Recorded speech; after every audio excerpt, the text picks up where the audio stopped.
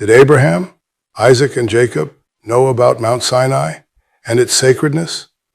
The biblical accounts suggest that Mount Sinai and its sacredness were not known to Abraham, Isaac, and Jacob. The significance sacred of Mount Sinai is primarily associated with the story of Moses and the Israelites' liberation from Egypt, as described in the book of Exodus. However, it's important to note that beliefs and interpretations may vary among different religious traditions. Belief that the Abrahamic covenant was fulfilled through Ishmael rather than Isaac, including the promise of land from the Nile to the Euphrates and the blessing to all nations through Abraham's seed, is held by some, particularly within Islamic tradition. Here's a more detailed articulation of their argument. Ishmael and the covenant. 1. Ishmael as the firstborn. Supporters of this view argue that Ishmael, being Abraham's firstborn son, was the original heir to the covenant. They emphasize that Ishmael was the first child of Abraham, born to Hagar, Sarah's Egyptian maidservant.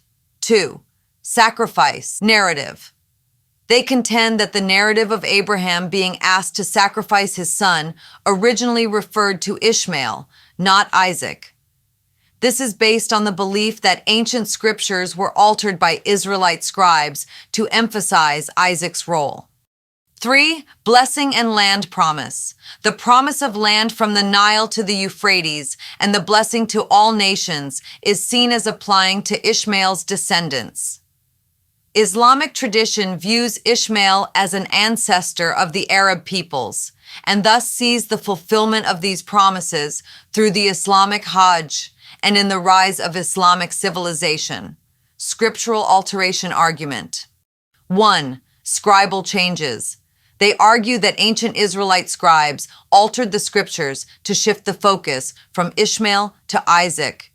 This was done to establish a theological foundation for the Israelites' claim to the land and their unique covenantal relationship with God. 2. Evidence from Quranic texts. The Quran refers to the story of Abraham and his son, implying that Ishmael was the one to be sacrificed. This, combined with historical accounts and interpretations, is used to argue for the primacy of Ishmael in the covenantal promises.